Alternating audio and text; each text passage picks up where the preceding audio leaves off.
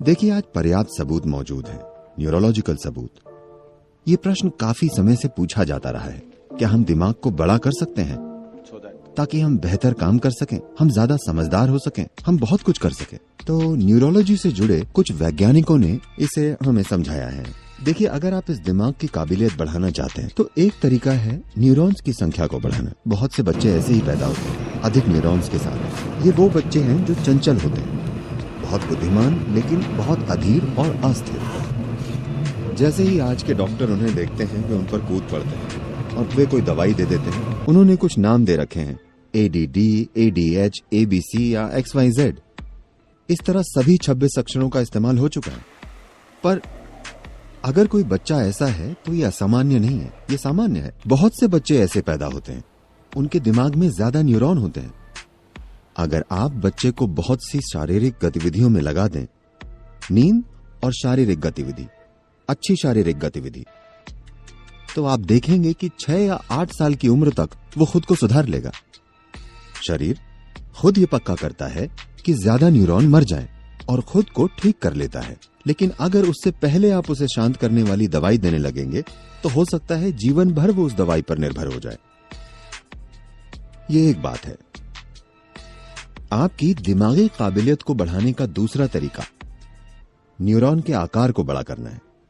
अगर आप न्यूरॉन के साइज को बढ़ा दें तो दिमाग की काबिलियत बहुत बढ़ सकती है। लेकिन फिलहाल यहां आराम से बैठे हुए आपकी ऊर्जा के 20% से बड़े हिस्से का उपयोग आपका दिमाग कर रहा है। आपका दिमाग बस इतना सा है, मुश्किल से 2 पाउंड।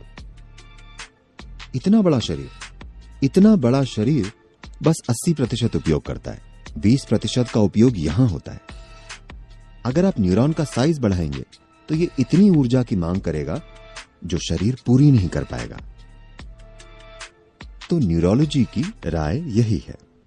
लेकिन 15,000 से ज्यादा साल पहले आदि योगी ने एक बड़ी अनूठी बात कही थी। लोगों ने यही सवाल पूछा था। तो आदि योगी बोले, देखिए, आप अपनी मौजूदा काबिलियत का इस्तेमाल कहीं ज्यादा ऊंचे तरीके से करना सीख सकते हैं अगर आप फिलहाल हो रहे इस्तेमाल की तुलना में इसे देखें। अगर आप ज्यादा से ज्यादा जागरूक होते जाएं, तो आप अपने शरीर और दिमाग का इस्तेमाल मौजूदा तरीकों से कई ज्यादा तरीकों से कर सकते हैं। पर अगर आपको शारीरिक तौर पर विकसित होना है तो यहाँ की स्थिति कुछ ऐसी है कि सौर मंडल को खुद बदलना पड़ेगा, क्योंकि सौर मंडल कुम्हार के चाक की तरह है। उसने इसे बुना है और ये शिखर तक पहुंच चुका है। शिखर तक पहुंचने की बात हम ऐसे जानते हैं कि अगर आप सौर मंडल की ज्यामिति के बारे में जानते हो तो आपको पता है कि धरती और चांद की दूरी चांद के व्यास का 108 गुना है। सूरज का व्यास तो सब आप जानते हैं। तो अगर आप इंसानी सिस्टम को देखें तो इसमें 114 मिलन बिंदु या चक्र हैं। सबसे पहले 2 भौतिक शरीर के बाहर है, तो हम आमतौर पर उनकी बात नहीं करते जब तक कि कोई मिस्टिकल मकसद ना हो। तो 112, इन 112 में से 4 चक्रों के बारे में आप कुछ नहीं कर सकते।